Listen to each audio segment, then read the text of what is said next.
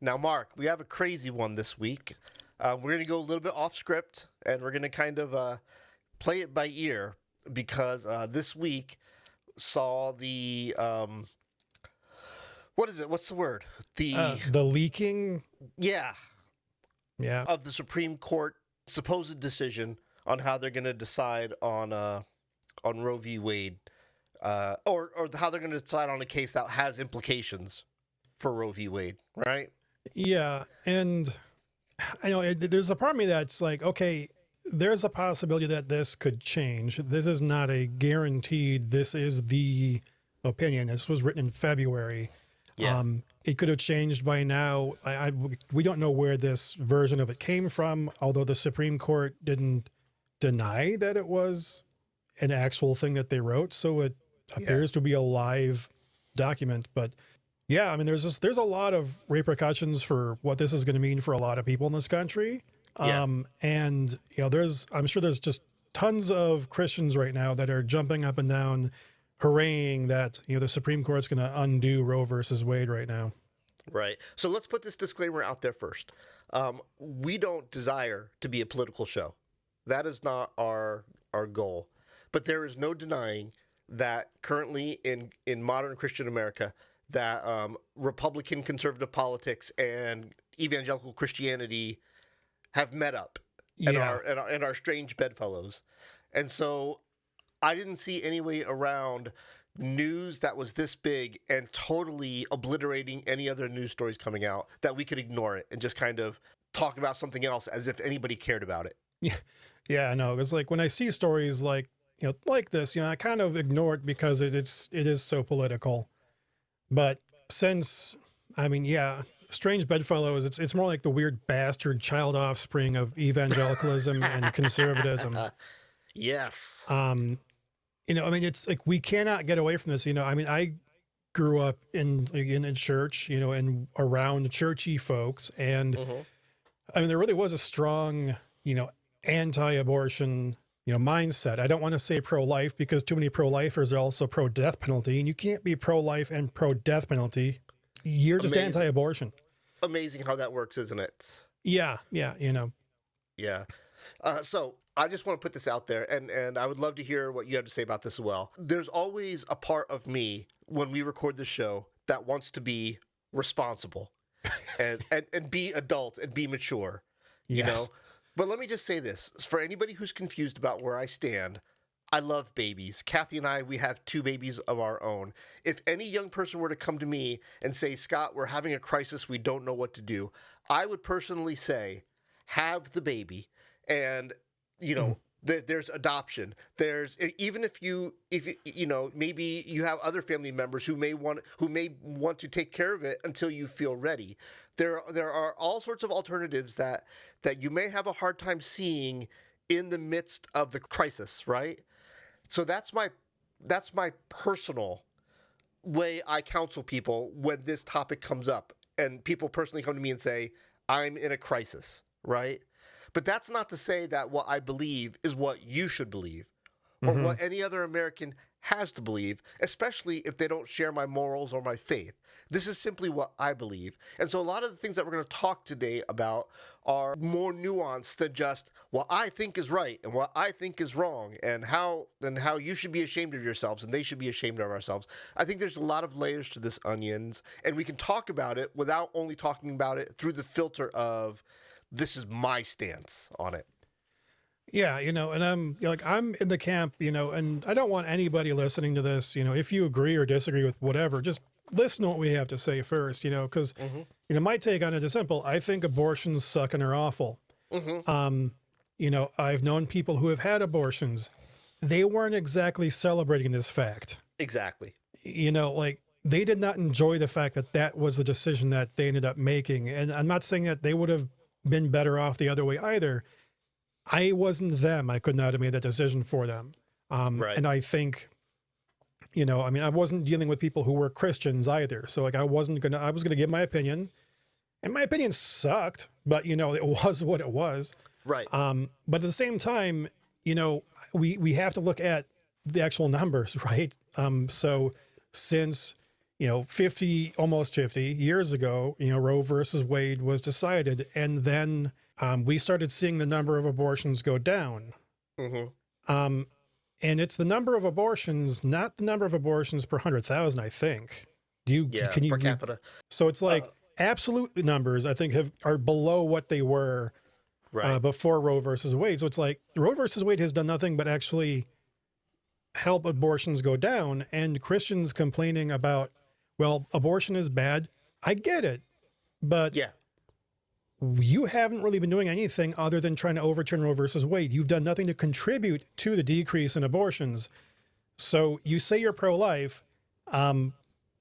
Where is the pro-life in this situation? Like, you're not Right. trying to make it more effective. You're trying to make it not effective. I mean, whatever. I'm getting frustrated. Let's ramp up our frustration level. Let's start at a level that we can let some cool heads prevail.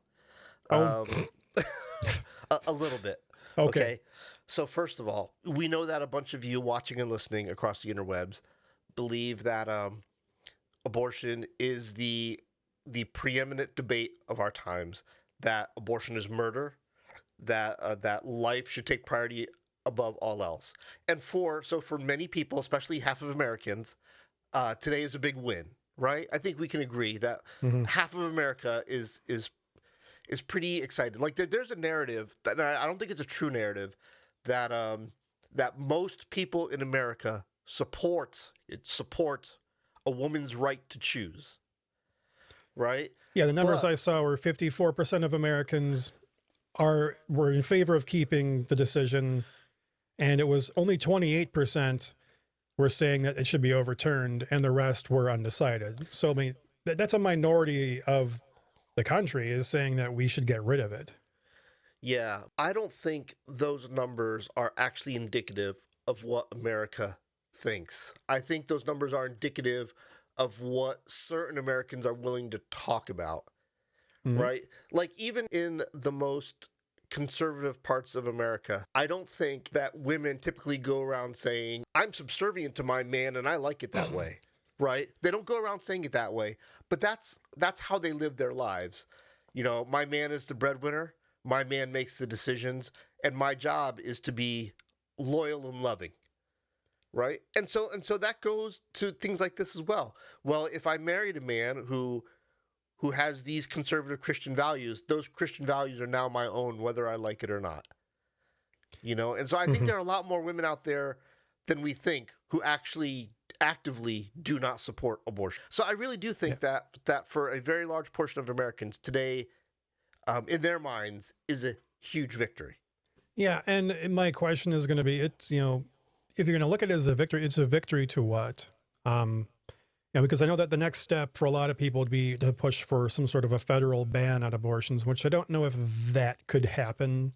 Some of the logic from the statement that we've heard, that exact logic would prevent them from supporting a federal ban on it too. Right. So I think when you say it's a victory to what, that's an excellent question.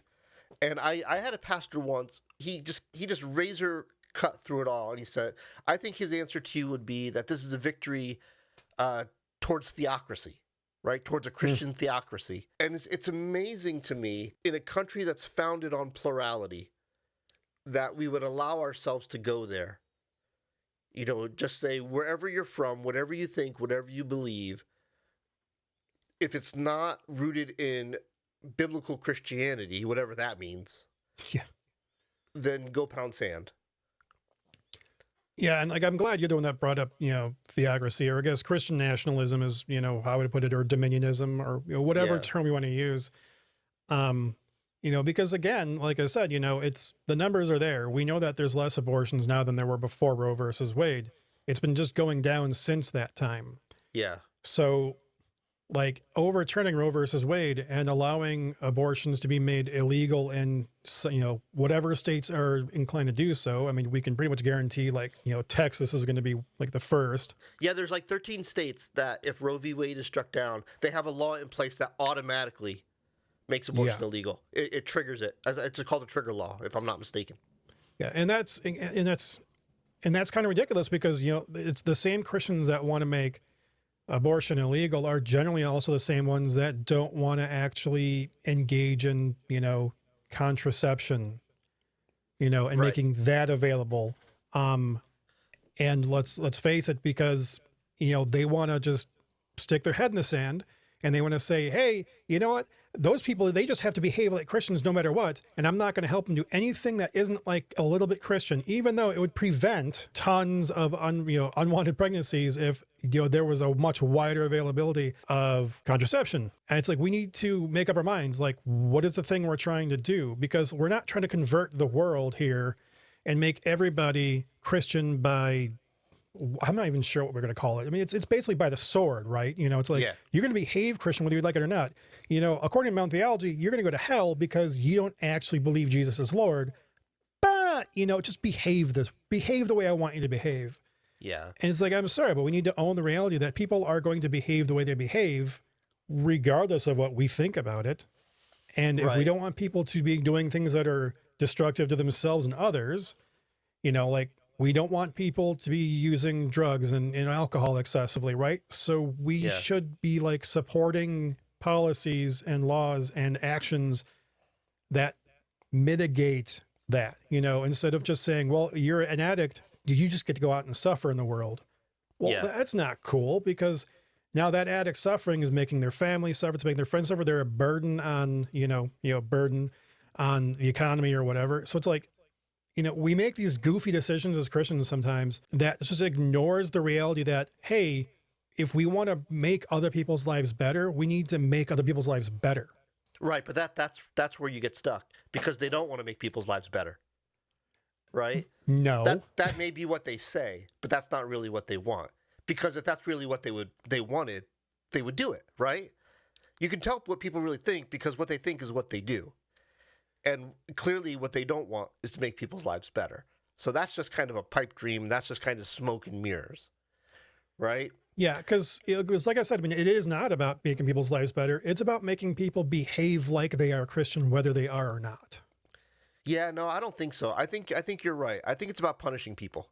Mm-hmm. I think your original thesis is more to the point. I think that there's a fundamental difference. I think the people who say that that there's no difference between the parties, there's no difference between political candidates, that they're all the same, that they're all the same level of evil, those people clearly are not paying attention. They are not paying attention, because there's one party that just wants to blame people and not do anything to make the people's lives who they're voted into office to make better. Mm-hmm. They're voted in to make people's lives better. They actually don't want to do anything to make their lives better. They just want to place blame. And then there's another party that actually uses things like facts and education and science to come up with systems to make things better. And when those systems don't work, they look for ways to fix those systems or replace those systems, right? So it's not just about assigning blame and telling people to pull themselves up by their bootstraps, which is impossible. It's actually about using numbers and data to identify problems and then trying to overcome those problems. And so if you don't see the difference between those two ideologies, then you are just an ostrich with your head in the sand and just need to own it. You know what I mean? Yeah. And, I think that, ultimately, Christians supporting this kind of thing end up doing more damage to the gospel than anything else. Yeah, so the second part of the first part of your question was, okay, we won, but what did we win towards? I think there's a second part of that, and okay, we won, but at what cost? And I have a list here, and feel free to wax poetic, however you feel about these. But I do feel like you can win the battle, you can even win the war, Mm-hmm. and sometimes even winning the war doesn't make you good or right. Even though in general, the winners of wars tend to be able to write history, but over the long haul, the winners aren't always painted in the most favorable light, right? And Yeah, so whether or not they deserved it, they paint themselves nicely. So I just have a couple thoughts on what this costs the modern American Christian, okay? It is now beyond any shadow of a doubt that modern conservatism, therefore modern Christianity, has kind of turned a blind eye to the incredible professional and personal inadequacy of the last three Supreme Court um, placements, Mhm. right? Neil Gorsuch was probably the closest thing to unquestionably qualified, right? Kind of down the middle, and nobody could really argue unless they were being petty, other than the fact that, Merrick Garland, right? Other than that Yeah. argument, which doesn't have to do with Gorsuch himself, right? So he was probably the closest thing we have to fully qualified. But then you have Kavanaugh, who clearly should have been investigated further. And if he would have been nominated by a Democrat, no chance Oh goodness, no. he gets the approval, right? And then Barrett, of course, who's barely out of her diapers. What she's doing on the Supreme Court is beyond me, right? And so by doing this, Christians have basically put themselves in bed with anybody who says the ends justify the means, right? hmm We are now the modern Nazi party. I mean, if you want to put a fine point on it, then, yeah.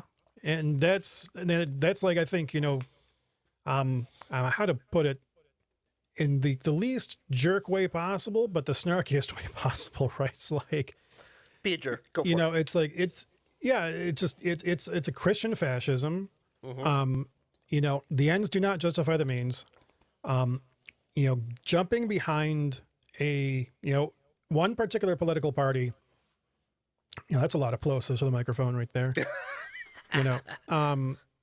Jumping behind that one party is stupid. And for a lot of people that I've run into over the years, they have been just legitimately single issue voters, and abortion was that issue. Yeah. Because it's like, you say you're pro-life, but you could end hunger in this country if you cut the military budget. Yeah. If we cut the military budget in half, we'd still have the largest military on the planet, and we wouldn't have people in poverty. So what the hell are you supporting?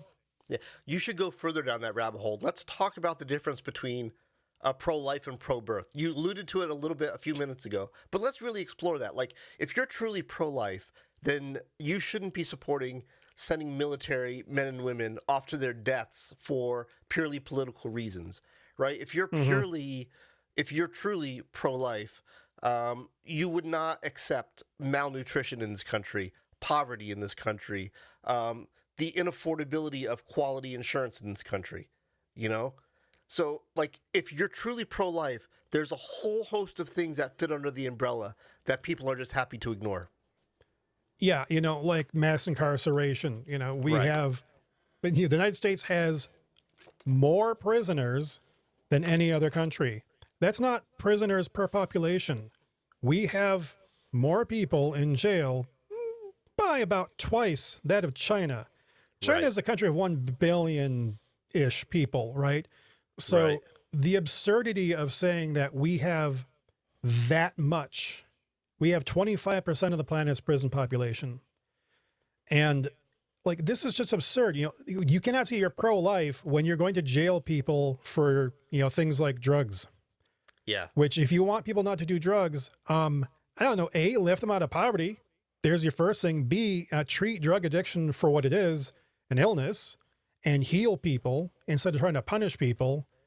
Because if we have been given forgiveness and grace, we need to extend that forgiveness and grace forward, especially to those who don't believe.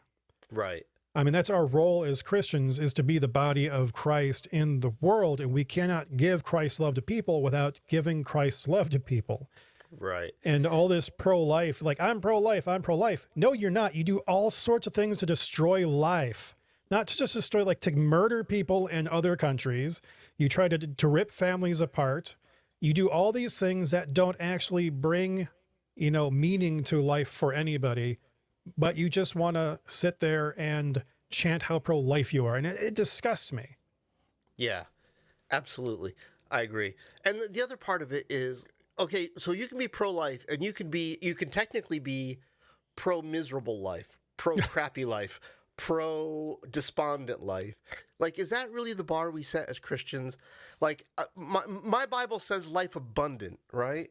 And so, yes, so a lot of us can go out there and achieve that, right? We can go get educations, go get help from our families. We can climb ladders and get corner offices and put more zeros on our paycheck. Many, many people are able to achieve that. But this is a capitalist world, and that means for there to be winners, there has to be losers. Yeah, and in spite of what some people will say, like a lot of Yeah. Christians will try to defend capitalism as being, you know, upright and moral, but Yeah. the fact remains that capitalism is a zero-sum system.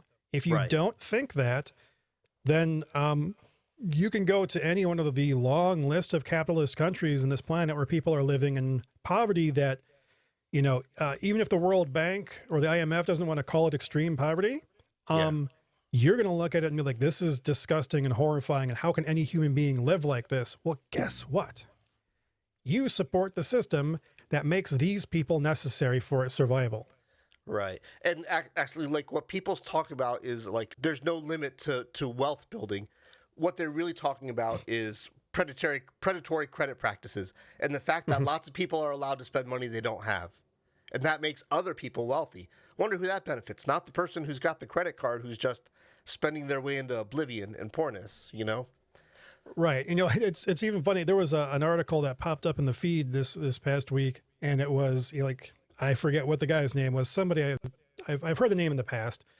And their whole thing was, they were told by God to invest in this way. And that person was like, yeah, so I'm investing the way God told me to invest. That person's been indicted for fraud. Yeah. For many, many millions of dollars. Yeah. So yeah, if we don't take Christ's, warnings about wealth seriously, then we're being dumb and naive. Yeah.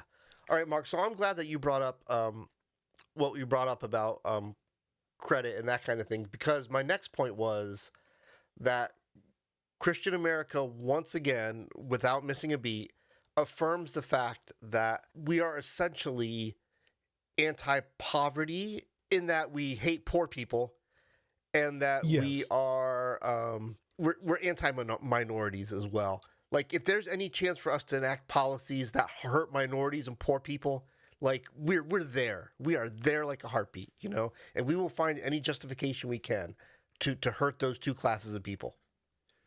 Yeah, oh gosh, what was it? I think it was the Borat movie, the first one, where it's like he's asleep, like right in front of a church door, Yeah. and people were stepping over him to get inside. Say what you want about Sacha Baron Cohen, Yeah. but he really kind of stuck it to Christians with that one. Yeah. The church down in Texas, Joel Osteen's church, where a couple years ago they had hurricanes, and this is a stadium. This is literally a converted stadium. The amount of room they have to shelter the homeless in an emergency, not even every week, just in a climate emergency, and they chain the doors shut. That is the legacy of modern Christianity in America. Yeah, well, the Lord helps those who help themselves. Yeah. Of course, and there are people who honestly believe that is in the Bible, which, Yeah. 20 years ago, sure. Okay. I'll give it to you. All right. Yeah. You were ignorant and you didn't read the Bible, but now you can go online to any of a half dozen excellent websites, search through basically every conceivable English translation and search that verse. Yeah. And you have no excuse now with the technology we have at our fingertips for free to not know that is not in the Bible. But so many people honestly believe that's the point. It's like, the help has no function if you don't need it. If you can do for yourself, you do not need help. And if you need help, that means, you need help. Yeah. Captain Obvious. I'd love to not be so obvious, and it sounds stupid to me, to even say it. Right. Especially, like I'm still not quite used to the sound of my own voice too, doing this. So like, I'm like still thinking, hey man, I sound dumb. And whenever I talk, why do people ever listen to what I have to say? Right. And like you said, it's kind of bewildering that there's even a need to say certain things. You know, it really is. Like, it feels a lot like when I'm talking to my 7-year-old, reminding her to say things like please and thank you. It's like, we're not there yet. Like, we're still working on this. You know, after years. Let's change gears for a second, okay? Because I don't want people to think that all we're going to do is bash on conservatives. I think there's plenty of bashing on liberals to do, okay? So, it's hard. Hey, Obama, drone strike anybody lately? Right. Oh gosh, that's a whole nother episode that could take hours. Yeah. But here's the deal. Well, I could spend an hour just on this. The amount of times that I have tried to support a woman's right to choose, and some woman has come back to me saying, you don't have a functioning uterus, so you don't get an opinion. And I'm just petty enough to kind of go, okay, great, I'm out. Like, you want to do this on your own? Go ahead and do it on your own. Let's see where you get. And this is where you get. You know what I mean? It's kind of like, once again, it's kind of so obvious it hurts to say it out loud. But you cannot do federal politics on your own. You cannot make enemies out of everybody and then expect to have your agenda taken seriously. There's a fine line between paternalism and helping people. You know, when you lived in in the 1950s, in the 60s, right? You're in it was a white man's world in this country. Yeah. And most of the planet that was white. And even then, if you weren't white, it was probably still a man's world. Right. But, you still needed white people and white men on your side for civil rights to move forward. Yeah. It's not about replacing the voice of these people. It's about being there to lend what privilege we have to their voice. Yeah. And, I don't want to go too far down that rabbit hole, right? Because that's getting a little bit, maybe off topic, but it's like, when it comes to, women having, the right to choose, that language for a lot of Christians is grating to hear that. Yeah. Because it's like, well, you chose to have sex, so you got pregnant. So, you're just going to choose the baby away. And it's like, well, it ain't that simple, Haas, because, don't even get me started on a choice that's based off of tens and thousands of years of evolutionary programming. How much of a choice is that really? Yeah. Like, nobody really does this for fun. I hope not, at least. I mean, if there is anybody out in the world that's getting abortions for fun, I don't meet me in an alley when I have a baseball bat because it's on. Yeah, it's interesting what you say about not necessarily replacing people, but lending voice, and that's really kind of like people have this perception that that people of color in this country gained rights by gathering in large crowds and giving eloquent speeches, and that's what did it. It's like, no. These people organized, they got serious, and they caused real financial hardships in the municipalities where they lived. And they made it so that their elected officials could not ignore their agenda any further. Yeah, it's like the white politicians in Washington, Lyndon B. Johnson, maybe notably among them, had every capacity to ignore everything that was happening. Yeah. And to, use our military to squash it. It wouldn't have been the first time that, the military opened up on American, citizens. Sure. And that's a sad sentence to say out loud, but It's like, that was the big thing. It's like, I mean, yeah, I'm not saying that Lyndon B. Johnson would have done this stuff on his own without the pressure. I'm not trying to lionize anybody, but the point is that it took the people who were in power, who were white men, to do the thing. If nothing else, having white people behind you or white men behind you, like in the civil rights movement, helps to push the white men that are in power to listen a little bit more. Right. And I feel like, when we're looking at this situation now, right, like we keep talking about civil rights and it may seem out there, but there is a reality that we have a bunch of states that are going to have abortion be made illegal in it. Right. And what are we going to do as Christians about that, if anything? Yeah, I think I'm sorry. That's a dumb question because the answer is nothing, right? Like, let's be serious. as Christians, the Christian community is going to do absolutely nothing about that. Yeah, there are going to be a few on the fringes, the so-called liberal Christians, the so-called woke Christians, the deconstructing ex-evangelicals.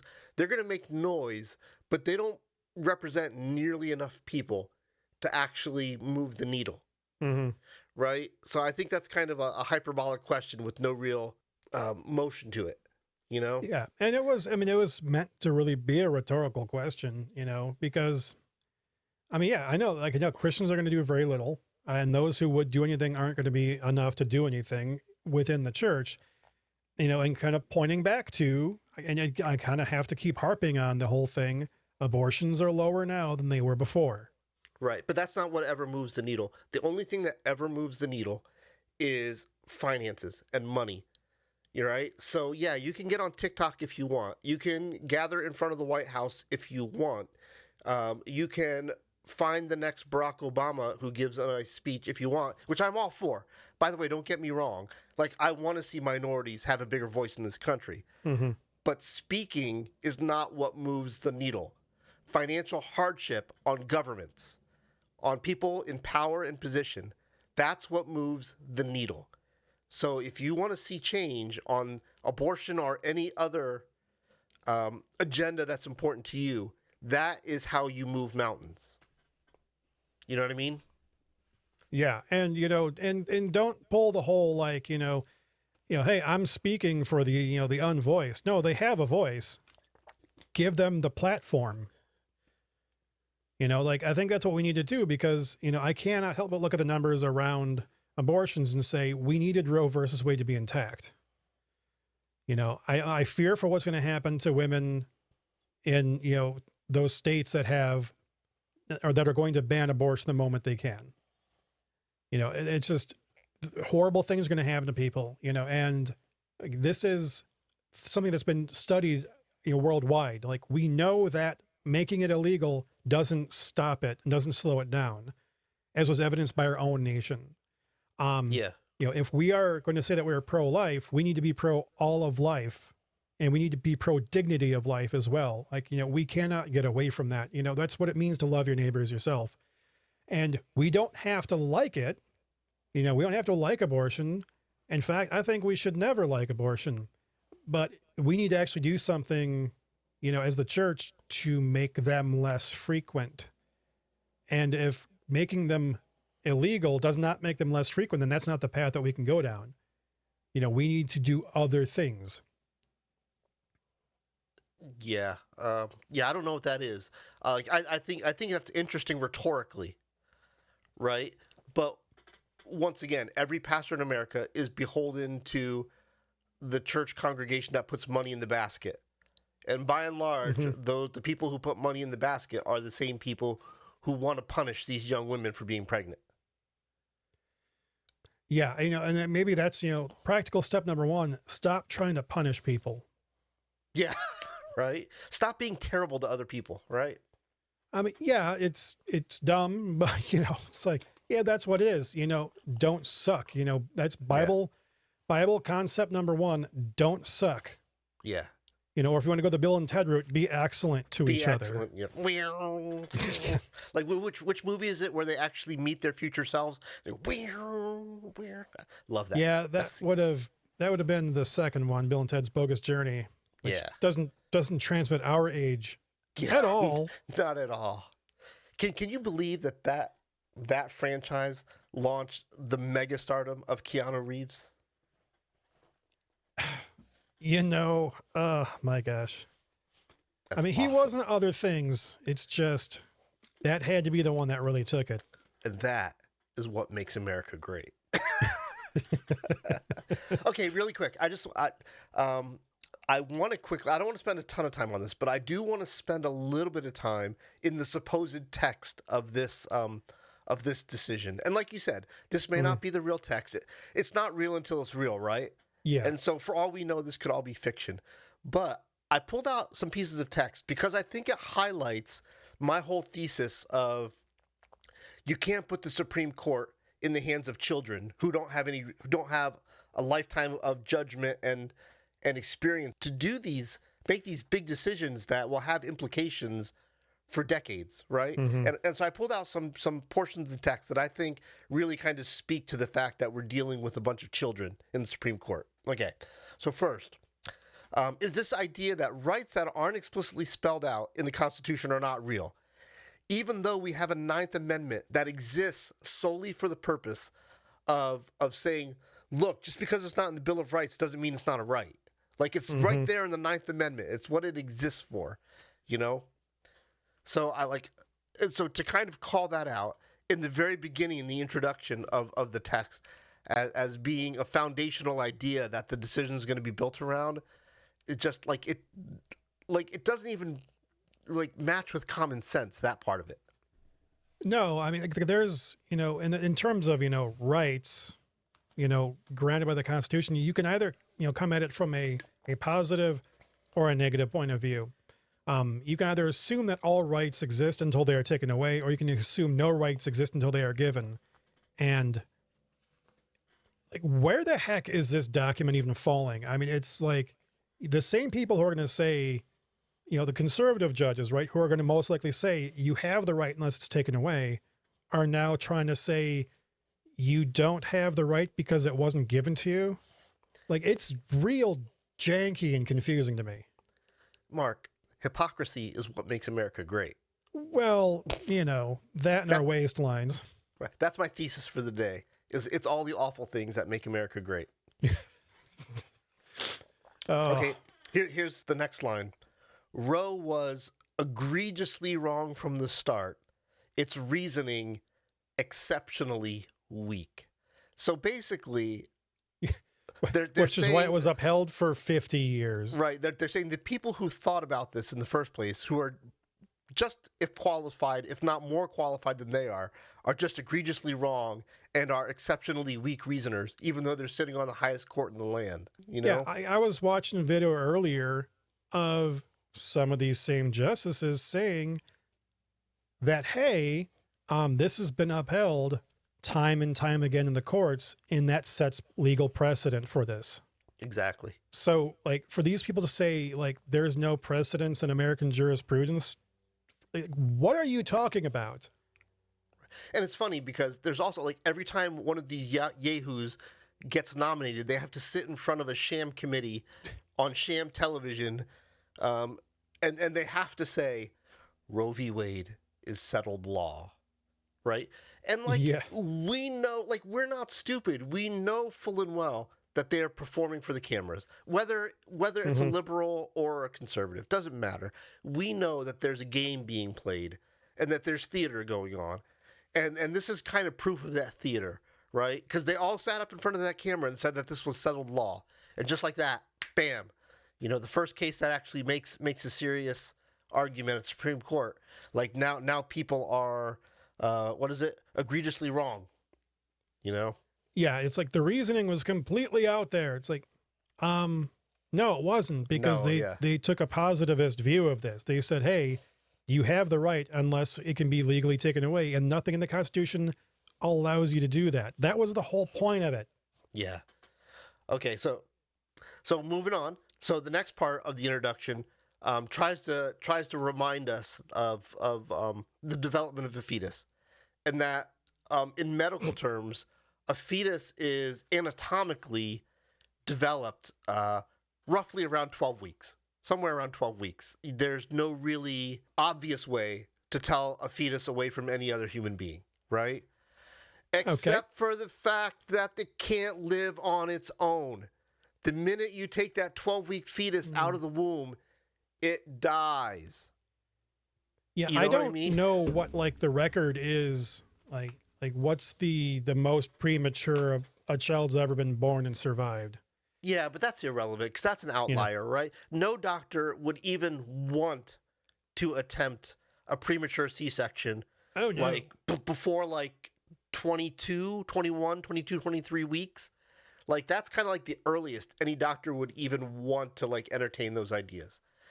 So the idea that we're going to go back to week 12 and say, well, if we're going to use viability, then it shouldn't be 15 weeks. We should actually go even earlier to 12. It's what are you people thinking about?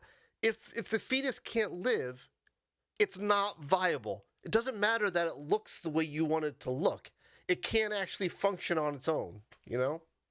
Yeah, It's like, there was ugh. there was a time I heard somebody talking about, you know, their one of their children getting pregnant, and you know, if the person that you know told this story hears this, you know, I apologize to you ahead of time, but I'm not going to name anybody. But you know, they saw that the fetus in the womb was anencephalic. Mhm. Anencephaly is without a head. Yeah. So basically, the neck comes up and there's like a little bit of head, and then there's no brain. Right. You cannot exist as a being that is supposed to be a mammal without a brain. I mean, it is impossible. And the parents refuse to abort the fetus for reasons that baffle me. Hoping for a miracle. And maybe, I don't know. Yeah. And like, but like the story was told like this was a laudable thing. And to me, it was just kind of like, there's no way for that to be a viable thing. Yeah. Like the moment it comes out, it's gone. Exactly right. 100% of people without brains are not viable. Science. Science. You know, who knew? Like, gosh, I never saw that coming. You know, that is so insightful, Mark. I know. I mean, I don't want to make too light of that situation either, you know, but it's just like, you know, like if we want to talk about viability, like even in this case where it wasn't viable, like the people still did not want to get an abortion for whatever reason. And I can't say what it is. Yeah. So like there's a stigma that runs so deep in Christians. Yeah. You know, it's really hard to kind of emphasize that enough. Right. And I think it's an important thing to talk about because certainly faith and traditions in faith have an important role in public discourse.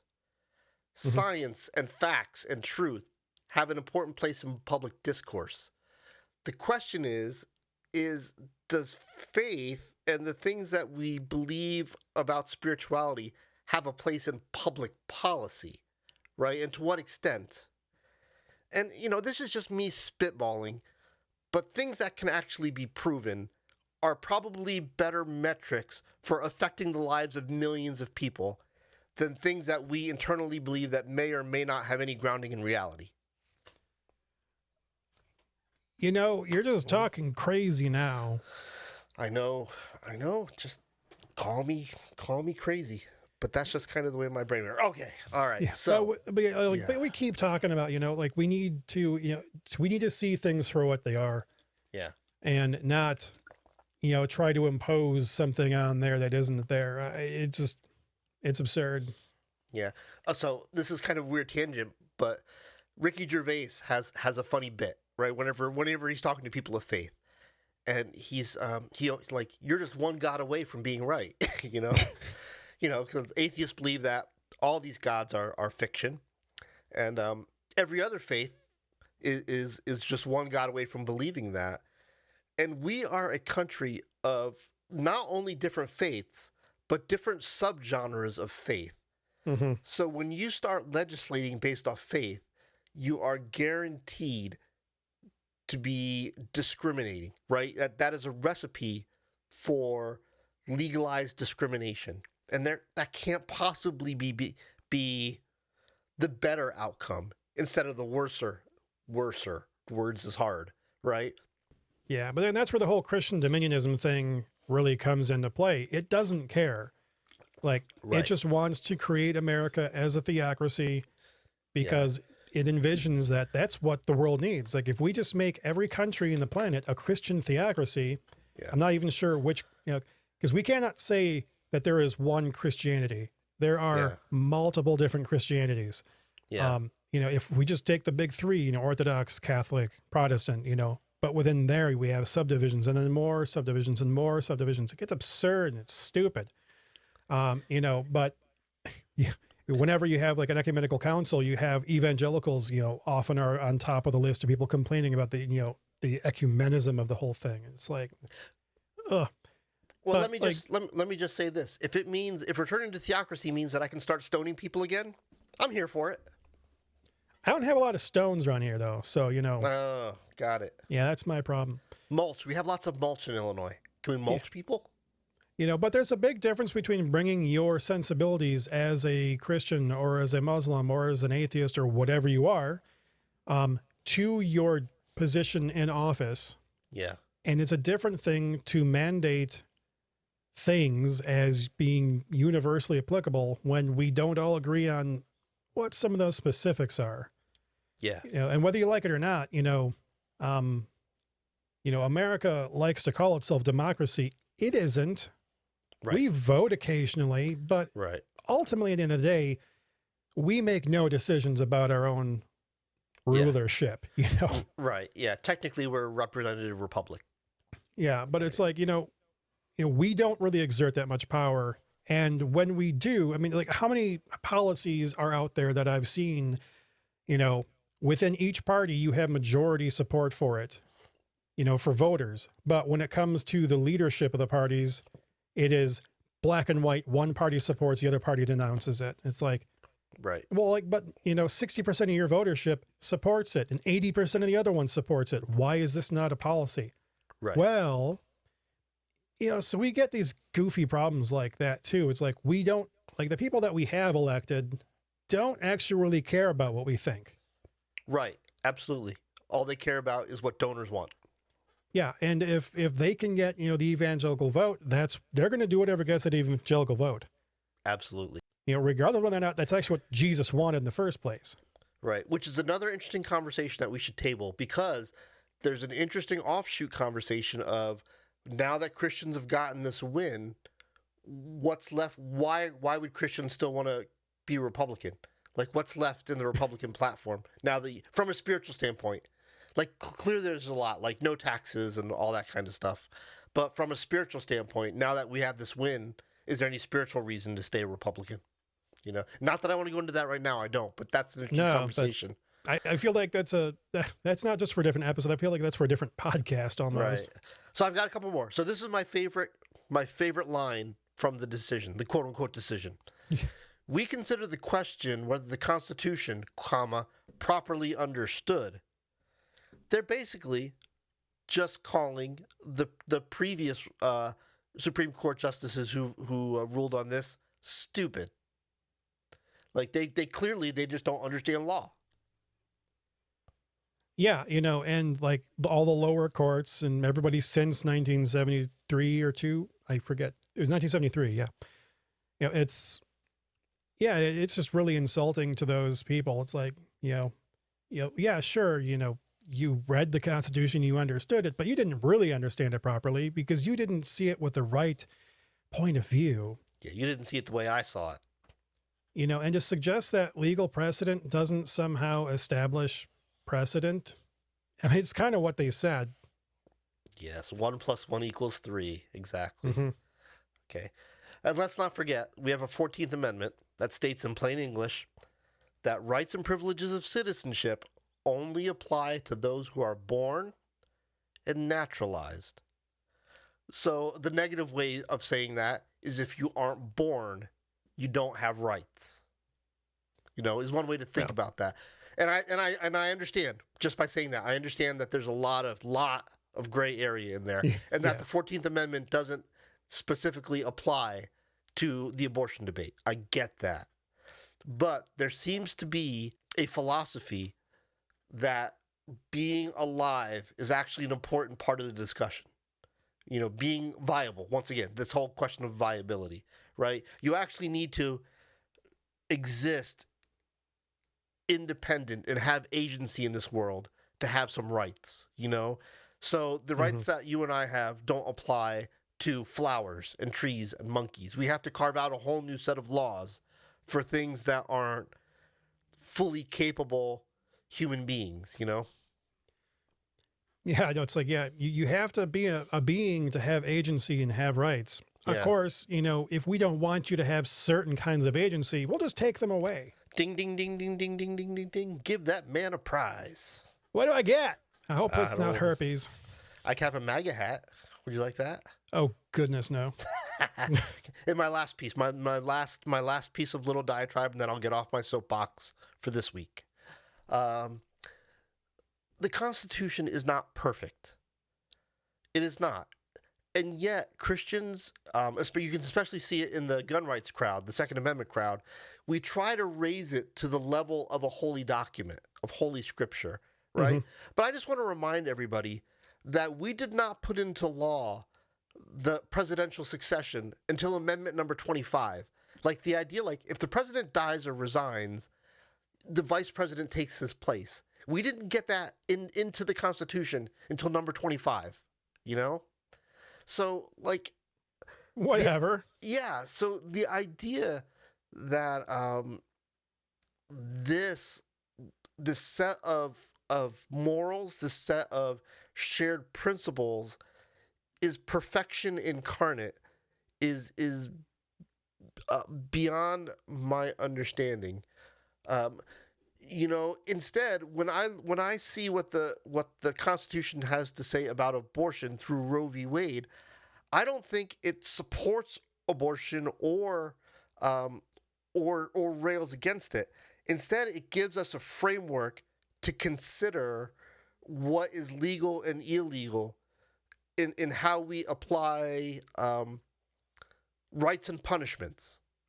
Right? And so the way that we as Christians, I hate that phrase, by the way. I'm sorry. I shouldn't have said that. I know. But We've said it a bunch this episode. The way that we as a church have railed against what the Constitution has to say about abortion as if it were a debate about theology itself, I find altogether baffling.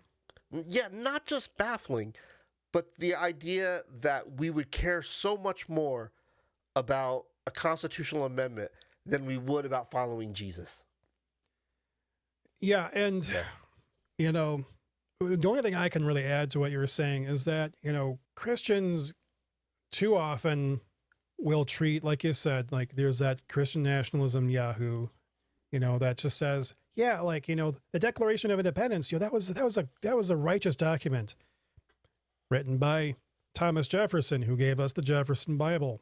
Yeah. Real upstanding Christian dude there. Never mind that slaves. half the framers of the Constitution were like deists or atheists. Doesn't matter. It's a Christian document. Get out of here. And so many people say, if I agree with it, then it's legitimate. If I disagree with it, it's not legitimate. Like I've heard that way too much from Christians. It's like they fully support something like, private gun ownership because they like it basically. But then they want to say, well, this thing that the Supreme Court justice, they were just being activist judges. It's like, well, you didn't say that about this, and this. Yeah. Where's like, you don't like it. Right. That's not the criteria for whether or not something should be or should not be law in this country. Yeah. And whether you can see it or not, as a Christian, we cannot exert, our will to make it a religious law. Yeah. Like I that agree. just isn't cool. We have to acknowledge the fact that we live in a nation full of people that aren't Christians. Yeah. All right. So I'm gonna shut this thing down. Cool. And I'm gonna say that just like we have laws and amendments in this country, we have commandments. And the first commandment's pretty clear. I am the Lord your God, and you will have no other gods before me. Right? And so the church needs to get its head out of its holy backside and start thinking with the brain that God gave them. Just like you said, be good to one another and stop being jerks to one another. Yeah. And that's the only thing I can say. It's just be excellent to each other.